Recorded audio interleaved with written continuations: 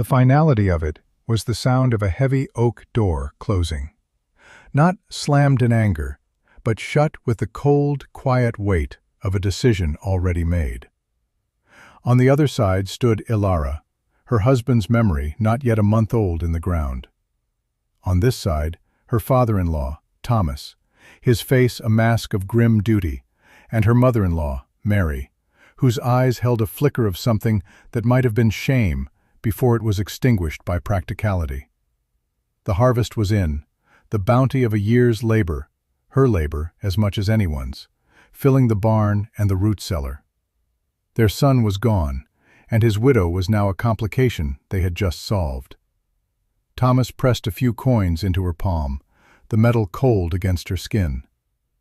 "This is what's fair," he said, his voice as dry as autumn leaves. "More than fair. Your passage back east, to your own people." He did not ask if she had people to go back to. He did not care. The farm, the house, the life she had shared with his son, it all belonged to them now. The law agreed. A woman's claim was through her husband, and her husband was gone. All she had left was an absurdity, a piece of paper Thomas had retrieved from her husband's desk with a dismissive flick of his wrist. It was the deed to a parcel of land 10 miles north, a sliver of rock and scree on the unforgiving face of the Iron Ridge. Her husband, James, had bought it for a song, a joke between him and the other men after a long day in the fields. "My mountain fortress," he'd called it, laughing, "for when the world comes to an end." Now the world had ended, and the fortress was all she had. The deed, the thin cotton dress on her back, sturdy boots that were already worn, and $27. And Borrow, her husband's lanky, silent hound, who now pressed against her leg, his presence a warm, solid anchor in a world that had turned to mist. She did not weep. The tears were a luxury she could not afford. Instead, she walked the 2 miles into the town of Providence, the dust of the road coating her boots and the hem of her dress. The news of her eviction traveled faster than she did. She saw it in the faces of the people she passed, averted eyes, tight-lipped pity, the quick, assessing glances that measured her worth and found it wanting. They saw a problem to be managed. The church ladies would offer a cot in a back room. The mayor might suggest she find work as a laundress. They saw a woman to be pitied, a burden to be absorbed. They expected her to fail. They expected her to leave, a ghost swept away by the coming winter. Her first and only stop was Gable's Mercantile. The bell above the door chimed a cheerful, mocking welcome. Mr. Gable himself stood behind the counter, a man whose spine seemed to have been replaced by a measuring stick. He polished a glass jar with a soft cloth, his movements precise and judgmental. "Ilara," he said, his voice oozing a practiced sympathy that felt more insulting than silence. "A terrible business, truly. I trust Thomas and Mary saw you right?" Ilara ignored the question. She laid her coins on the worn wood of the counter. The sound they made was small and lonely in the cavernous store. "I need a good felling axe," she said, her voice steady. "A 50-pound sack of seed grain, a side of salt pork, and all the salt you'll sell me for what's left." Gable stopped polishing. He looked at the coins, then at her face. A flicker of disbelief crossed his features, followed by the slow, dawning comprehension of a man witnessing what he considered to be pure foolishness. "An axe? Child, what you need is a stagecoach ticket. There's nothing for you here now. That land of James's, it's a rock pile, a joke. You'll die up there before the first snow." "The axe," Ilara repeated, her gaze unwavering. Borrow, sensing the tension, let out a low growl from his place by the door. Mr. Gable sighed, the sound of a patient man dealing with the hopelessly stubborn. He selected the tools and goods, his movements slow, as if to give her time to reconsider her folly. He took every last one of her coins. As he handed her the heavy axe, its handle smooth and new in her calloused hands, he leaned in. "The women are collecting funds at the church. There's no shame in it." "There is for me," she said. She hefted the sack of grain onto her shoulder, the weight of it settling deep into her bones. With the axe in one hand and a heavy parcel of salt and pork in the other, she turned her back on Mr. Gable, on the town of Providence, and on the life that had been stolen from her. She walked north, toward the Iron Ridge, with Burro trotting silently at her heels. She did not look back. The journey was a punishment. The 10 miles stretched into an eternity, each step a battle against the weight on her shoulder and the growing dread in her heart. The fertile valley of Providence gave way to scrubland, then to a landscape of broken stone and gnarled, wind-scoured pines. The air grew thin and cold. The sun beat down, but the land offered no comfort, only a hard, reflective glare. Burro stayed close, his panting breath a rhythmic counterpoint to the screaming silence of the wilderness. By the time she reached the coordinates marked on the deed, the sun was sinking, painting the sky in brutal shades of orange and purple. And there it was, her inheritance. It was worse than a rock pile. It was a sheer cliff face, a vertical wall of gray, unforgiving granite that rose hundreds of feet into the air. At its base, a tumble of fallen boulders and scree lay like broken teeth. And in the center of it all was a dark opening, less a cave and more a wound in the stone. A black, gaping mouth that promised nothing but dampness and despair. This was James's mountain fortress. This was her home. For the first time since the door of the farmhouse had closed, Ilara felt her resolve crumble. She slid the sack of grain from her shoulder, its thud on the hard ground a sound of utter finality. She sank down beside it, the sharp edges of the gravel biting into her knees. The town was right. Gable was right. Thomas was right. This was a place to die. Tears, hot and stinging, finally came, blurring the harsh lines of the cliff into a wavering nightmare. Burro whined, nudging his wet nose into her hand, but the comfort couldn't reach the cold knot of hopelessness in her chest. For a long, silent moment, she sat there and let the despair wash over her, a tide of absolute defeat. But then, as the last rays of sunlight vanished behind the ridge, the evening wind began to blow. It came down from the high peaks, a physical force that carried the biting cold of the coming winter. It howled through the stunted pines and screamed across the scree field. It felt like a knife, cutting through her thin dress, stealing the warmth from her skin. But as she huddled there, shivering, she noticed something strange. Here, at the mouth of the cave, the wind was gone. Not lessened, but completely absent.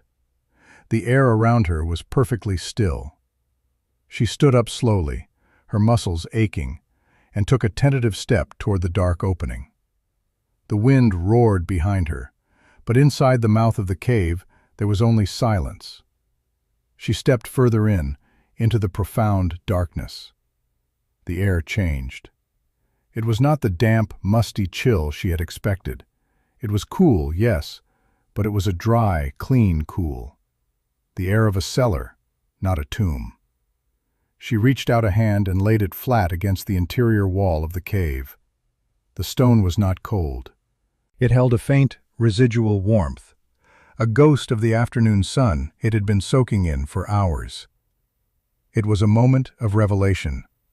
The cliff face was a shield. It broke the prevailing north wind completely.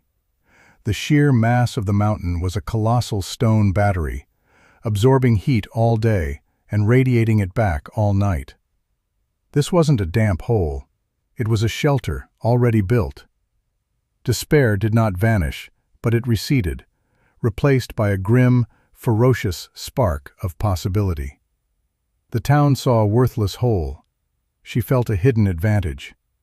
This place didn't have to be a grave. It could be a home. The work began at dawn. It was brutal, punishing labor, the kind that separates the body from the mind. First, she had to clear the floor of the cave. It was littered with smaller stones and centuries of dust. Using her bare hands and a flat piece of shale as a makeshift spade, she hauled the debris out, bucket by bucket, her palms blistering within the first hour. By noon, they were raw and bleeding. She tore strips from her petticoat to wrap them, the white fabric quickly turning red, then brown with dirt. She worked until her back screamed and her arms felt like lead, a deep, rhythmic ache settling into her very bones. Her first small victory was a cleared, level space, about 20 feet deep and 30 feet wide. The back of the cave remained a mystery of shadows, but this front portion would be her living space. Next came the front wall. The jumble of fallen boulders at the base of the cliff was her quarry. Some were the size of loaves of bread, others the size of sheep. She learned to use leverage, jamming the handle of her axe beneath the stones to pry them loose, rolling them one by one toward the cave mouth. The weight of them was immense. Each stone moved was a triumph of will over exhaustion. Her body became a machine fueled by salt pork and a desperate refusal to fail. She began to stack them, creating a low wall that would enclose the front of the cave, turning the open maw into a defensible room. She left 2 gaps, one for a door, one for a small window. The work was slow. Sometimes a section of the wall would collapse, and she would have to start again, her frustration a hot, metallic taste in her mouth. But she learned the language of the stone, how to fit a round edge against a flat one, how to use smaller rocks to chink the gaps and create stability. Boro would watch her, his head cocked, occasionally letting out a soft whine as if in encouragement. For mortar, she found a deposit of dense, gray clay near a low point in the scree field where water sometimes pooled. She hauled it back in her apron, mixing it with sand and water in a hollowed-out rock. It was a crude, sticky paste, but when she packed it into the gaps between the stones, it dried as hard as brick. The wall rose, inch by painful inch. It was not pretty. It was a rough, ugly thing, but it was solid. It was hers. The most difficult task was felling the trees. The pines that grew on the ridge were stunted and tough, their wood hardened by a lifetime of fighting the wind. Her new axe felt impossibly heavy. Her first swings barely scratched the bark. But she learned to put the weight of her whole body into each blow, the jarring shock traveling up her arms and into her shoulders. It took her 2 days to fell one small tree. She stripped its branches, and with Boro's help, the dog instinctively grabbing one end of a rope she fashioned from vines and pulling, she dragged the log back to her cave. These logs would become the beams for her roof over the small walled section, the frame for her door, and the door itself. While working deep within the cave one afternoon, clearing a space for her grain stores, her shovel struck something that wasn't rock. It was wet soil. Following the dampness, her fingers traced a tiny, almost invisible crack in the back wall. From it, a single drop of water emerged, glistened for a moment, and fell. Another followed a few seconds later. It was a seep, a slow, patient drip of pure, filtered water from the heart of the mountain. With a surge of energy, she spent the next 3 days carving a small channel in the rock floor, guiding the steady drip, drip, drip into a hollow she dug out. She lined the hollow with her precious clay, creating a small, waterproof cistern. She had water. Clean, reliable water, safe inside her home. She built her fireplace against the new stone wall, a careful construction of flat stones and clay mortar. The chimney was the hardest part, a narrow, vertical channel of stone that she built up the exterior of the wall, venting the smoke away from the cave mouth. The first time she lit a fire, she held her breath. A puff of smoke billowed back into the room, and her heart sank. But then the draft caught. The smoke swirled and was drawn upward, disappearing into the chimney. Warmth, for the first time, filled the space. It wasn't the passive warmth of the rock. It was a living heat. She sat before the flames, her blistered hands held out to the heat, and watched the firelight dance on the stone walls she had built. She was still alone. She was still an outcast. But she was warm and she was dry. Her final system was the most important.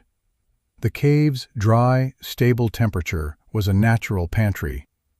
She built deep bins against one wall, using flat stones and planks hewn from the pines.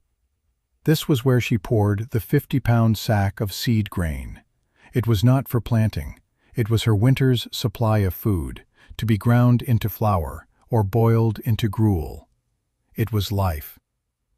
In a corner of the cave near the entrance, where a sliver of morning sun reached, she built a shallow bed of wood and filled it with soil she hauled from a sheltered patch down the ridge. Here she could grow hardy greens, a small, defiant patch of life in the heart of the stone.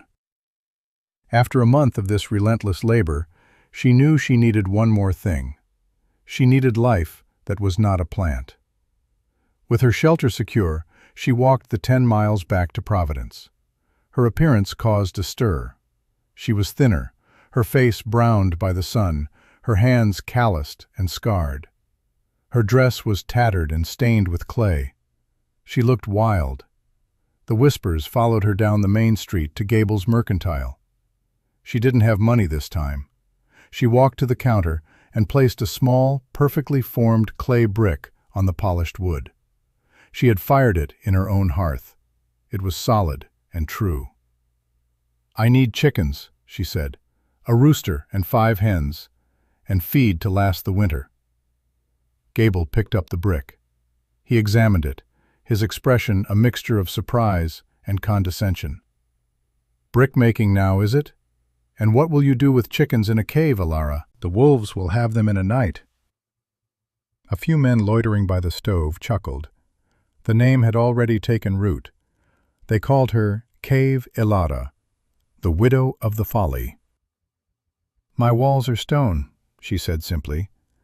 "The door is solid oak. They will be safer than the livestock in this valley. I will trade you 100 bricks like this one for the birds and the feed." It was an absurd offer, yet the brick in his hand was undeniably well made. There was a shortage of good bricks in Providence. Gable, ever the businessman, saw an opportunity. The deal was struck, though he made it clear he believed he was trading for the last efforts of a doomed woman. She left Providence that day, not with whispers at her back, but with the squawking of 6 chickens in a wooden crate. She led them home, her small, feathered flock, another piece of her new world. The mockery did not stay in town. It followed her. A few weeks later, a rancher named Brant rode out to her claim. He was a large, boisterous man who had been one of James's friends and one of the loudest laughers at the purchase of the mountain fortress. He reined in his horse at the edge of the scree, looking at the smoke curling from her chimney and the sturdy, if crude, wall fronting the cave. "Well, I'll be," he boomed, a wide grin splitting his face. "Cave Ilara, in the flesh. Heard you were building a kingdom up here. Looks more like a badger's den." He laughed, a deep, hearty sound that echoed off the cliff face. He thought he was being friendly, offering a jest to lighten her spirits. But his words were stones, and they hit their mark. Ilara simply stood in the doorway of her home, the axe held loosely in one hand. She said nothing. Her silence was more unnerving than any retort. Brant's laughter faltered. He cleared his throat, suddenly uncomfortable. "Just checking on you, widow. Winter's coming. A real winter, they say. Don't you go getting yourself frozen in this hole." He tipped his hat, spurred his horse, and rode away, leaving the scent of condescension hanging in the air. The first snows came early, dusting the peaks of the Iron Ridge in white. For Ilara, life settled into a deep and solitary routine. Her world shrank to the size of her shelter, a small island of warmth and order in a vast, chaotic wilderness. Each day was a testament to the systems she had built. At dawn, she would rise. The cave would be cool, but never truly cold. The mountain held the memory of yesterday's fire. She would add logs to the embers, coaxing the flames back to life. The smell of wood smoke would fill the air, a scent of safety and home. Then she would tend to the chickens. She had built them a small, secure coop in a natural alcove just inside the wall, lined with dry grass.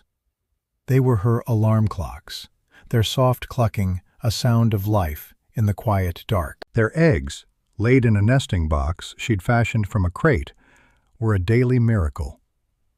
Water was a simple task, a walk to the back of the cave to scoop what she needed from the clay-lined cistern. The seep never faltered, a steady, rhythmic heartbeat in the stone. Food was grain, ground by hand between two flat stones into a coarse flour for flatbreads baked on a hot rock by the fire, or boiled with a piece of salt pork for a hearty stew. Her small indoor garden provided a few tough green leaves, a welcome shock of color and flavor in a monochrome world. The days were spent in maintenance. She chinked the wall with fresh clay, patched her worn clothes, sharpened her axe, and carved wooden tools. She organized her stores, her firewood stacked high and dry, her sacks of grain sealed in their stone bins. There was a rhythm to it, a peace in the endless, meaningful work. Boro was her constant shadow, sleeping by the fire, his warm body a comfort in the long, dark evenings. The world outside could rage, but inside her stone walls there was a profound and ordered calm. She was utterly alone, but she was not lonely. She was the sovereign of her small, functional world. Her systems faced their first real test when a pack of wolves, drawn by the scent of the chickens, came scavenging. She was awakened one night by Boro's frantic, deep-chested barking. Peering through a small crack in her wooden door, she saw them. A half-dozen gray shapes, their eyes glowing like embers in the moonlight, circling just beyond the reach of the firelight spilling from her window. A year ago, the sight would have terrified her. Now, she felt a cold sense of calm. Her walls were stone, her door was thick. The wolves circled for an hour, their howls echoing off the cliff, but they could not get in. Eventually, they moved on, defeated by simple, solid construction. Her shelter had held. Then came the storm. The old-timers in Providence would later call it the Blizzard of '83, a name spoken with a shudder for generations. It did not arrive like a normal storm. It fell out of a steel-gray sky like a hammer. The wind came first, not as a gust, but as a solid wall of moving air that shrieked like a banshee. Then the snow began, not in flakes, but in a blinding, horizontal torrent that erased the world. The temperature plummeted, dropping to levels that could freeze a man's breath in his lungs. Outside Ilara's cave, the world descended into a white hell. The wind clawed at the cliff face, but it was like a fly attacking a giant. It screamed and howled high above her, unable to touch her sheltered entrance. The snow, impossibly thick, began to drift, piling up against her stone wall. But instead of a threat, it became an asset, another layer of insulation, sealing her in, making her small home even warmer, even quieter. Inside, the fire burned steadily. The chickens clucked, unconcerned. The water dripped into her cistern. Boro slept by the hearth, Elara was not fighting the storm. She was simply outside its reach. In Providence, it was a different story. The town, built of wood and confidence, began to break. The first day, people hunkered down, confident they could wait it out. By the third day, panic began to set in. The sheer weight of the snow, feet deep and accumulating, was too much for their conventional roofs. The first to go was the livery, its roof groaning and then collapsing with a sound like thunder, crushing the stalls within. Then, family homes began to fail, their rafters snapping, dumping tons of snow into living spaces. Firewood, stacked in neat piles in yards, was buried and inaccessible. What was inside dwindled fast. Families huddled together in single rooms, burning furniture to stay alive. Livestock, trapped in wooden barns that offered little protection from the extreme cold, began to die, their frozen bodies a testament to the storm's ferocity. The large glass windows of Gable's Mercantile, his pride and joy, shattered under the wind's relentless assault, letting the blizzard pour into his store, ruining flour, sugar, and cloth, freezing everything solid. The community's confidence, their entire way of life, was being systematically dismantled. Their preparations, their sensible homes, their collective wisdom, it all shattered like ice. On the seventh day of the blizzard, as Elara was grinding grain, she heard it. A sound that did not belong. A frantic, desperate banging on her door. Boro erupted in a frenzy of barking, hackles raised. Elara froze, her heart pounding. No one could be out in this. It was impossible. She grabbed the heavy iron poker from the hearth and cautiously approached the door, peering through the small peephole she had drilled. A figure, more snow than man, was slumped against the wood. She could barely recognize him. It was Brant, the rancher who had mocked her. His face was a mask of ice and frostbite, his eyes wild with desperation. He was half dead. She unbarred the door and dragged him inside. He collapsed onto the floor, a heap of frozen clothes and shivering limbs, his breath coming in ragged, painful gasps.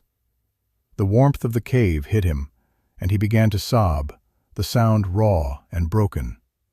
For a moment, Elara looked down at the man who had laughed at her home, at her very existence. She remembered his booming voice, his condescending smile. She looked at her own carefully rationed pile of firewood, her precious stores of grain. Helping him would cost her. It would diminish her own chances. The choice was not a choice. It was an instinct. She was a builder, not a destroyer. She had built a life here, and life, no matter whose, was to be preserved. She knelt beside him, cutting away his frozen gloves with a knife. She chafed his hands, forcing warm broth between his blue lips. When he could finally speak, his words were a torrent of despair. His roof had collapsed. His wife Maria was sick with a lung fever, and their infant son was fading. Their firewood was gone. Their last horse had frozen to death in the barn. He had set out as a last, hopeless resort, following the only landmark he could see, the sheer black line of the Iron Ridge. He had been aiming for the town, but had stumbled upon her shelter by sheer, dumb luck. Section. Elara did not hesitate. She packed a small, sturdy sled she had built from pine boards. She loaded it with firewood, a significant portion of her winter supply. She added a sack of ground flour, a slab of salt pork, and blankets. She wrapped Brant in her warmest furs and pointed him toward the fire. "Stay," she commanded. "Get warm. I will go." Venturing out into the storm was like stepping onto another planet. The wind was a physical blow that stole her breath. The snow was a blinding, disorienting wall of white. But Boro knew the way. With the hound leading on a rope, his dark form the only thing visible in the maelstrom, Elara leaned into the wind and began to pull the sled toward Brant's ranch. It was a journey of a few miles that felt like 100. Every step was a fight. The cold was a living thing, seeping through her layers of clothing, trying to find a way to her bones. But the thought of the sick woman and the fading child drove her on. She was no longer just surviving, she was rescuing. They found the ranch half buried, a ruin in the snow. Inside, Maria was barely conscious, wrapped in every blanket they owned, her breathing shallow. The baby was silent and pale. Ilara worked with a fierce, focused energy. She got a fire roaring in their hearth, the blizzard's wood a gift of life. She heated water, made a thin, hot gruel, and forced it into the mother and child. For 2 days, she fought the fever and the cold, using the knowledge her own mother had taught her. On the 3rd day, the fever broke. The baby cried, a thin but healthy wail. She had saved them. When the storm finally began to relent, Brant, his eyes filled with a shame so profound it seemed to have physically bent him, insisted on guiding a party from the town to her. News of his survival and its source had spread like wildfire through the huddled, freezing community. They came led by Mr. Gable, his face gray with exhaustion and defeat. They trudged through the massive drifts, expecting to find the foolish widow's frozen corpse, perhaps to give her a proper burial as a final act of pity. What they found shattered their reality. They came over the rise and saw the wisp of smoke curling from the chimney, a sign of impossible normalcy. As they drew closer, they heard it, the faint, impossible sound of a chicken clucking. They stopped at her door, and when she opened it, they were hit by a wave of warmth. They stared past her, their eyes wide with disbelief. They saw a space that was not a cave, but a home. It was warm, lit by the steady glow of the fire. It smelled of wood smoke and baking bread. They saw the neat stack of firewood, the orderly bins of grain, the small, miraculous patch of green vegetables growing in their box of soil. They saw the chickens, fat and healthy in their stone-walled coop. They saw the cistern of clear water. They saw a world of order, of warmth, of life, carved out of the very heart of the storm that had destroyed them. Mr. Gable, the man of measures and certainties, stood speechless. He looked at her systems, at the brilliant, simple logic of it all. He looked at her calloused hands and her steady, quiet gaze. He had sold her the tools of her survival while predicting her death. He had mocked her foresight. He finally found his voice, and it was a choked, humbled whisper. "We were wrong, Ilara," he said, his eyes meeting hers. There was no artifice left in him, only the raw truth. "We called you a fool. My God." He shook his head, the enormity of their arrogance settling upon him. "We were the fools." The other men murmured their agreement, their faces a mixture of awe and shame. They had pitied her. They had laughed at her. And she, in her folly, had prepared for a reality they had refused to believe was possible. Ilara felt no triumph. There was no satisfaction in their defeat, only a deep, weary sadness for all they had lost. She looked at their frost-bitten faces, their hollow eyes, and saw not her mockers, but her neighbors. She stepped aside from the doorway. "The storm is not over," she said, her voice calm and even. "There is stew. Come in and eat." And they did. They crowded into her small, warm home, and she fed them from her stores. She gave them what she could spare, sacks of flour, bundles of firewood, the knowledge of how to survive. She did not say, "I told you so." She did not ask for apologies or gratitude. Her grace was in her actions. She simply provided. In her quiet, unyielding competence, she offered them a strength they had never known, a strength born not of pride or position, but of relentless work and a refusal to be broken. In the weeks after the blizzard finally broke, Ilara's cave became the heart of the valley's recovery. It was no longer the folly, it was the store, a place of life and sustenance. People from Providence made the trek not to mock, but to trade. They brought salvaged tools, cured meats, and promises of future labor in exchange for the grain that had sat, safe and dry, in her stone bins, while theirs rotted or froze. The nickname Cave Ilara was retired, replaced by a quiet, respectful Mistress Ilara. Her methods became the new wisdom. When the town began to rebuild, they did not build the same way. New homes were constructed with a widow's wall, a thick stone wall built against a hillside to capture the earth's warmth. Root cellars were dug deeper, modeled on the principles of her cave. Mr. Gable, humbled and transformed, restocked his mercantile not just with frivolous goods from the East, but with heavy-duty tools, good steel axes, and sacks of clay for mortar. He began to listen more than he spoke. Brant became her most steadfast ally, his ranch providing her with a milking cow and sheep in exchange for the lives she had saved. Her story spread, carried by travelers and traders to other settlements facing the same harsh realities. The tale of the widow who was cast out and built a fortress in a cave became a regional legend, a parable of resilience and ingenuity. She proved that the most valuable resource was not what you owned, but what you could build. The landscape itself bore her mark. The sight of a house built into the earth became a sign of a settler who intended to stay, a settler who had learned the hard lessons of the Iron Ridge. Ilara never left her mountain.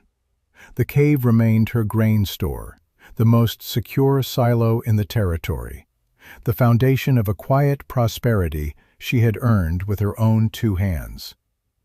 Using the same principles of stone and earth, she eventually built a proper house a short distance from the cave mouth, a solid, warm home with views across the valley.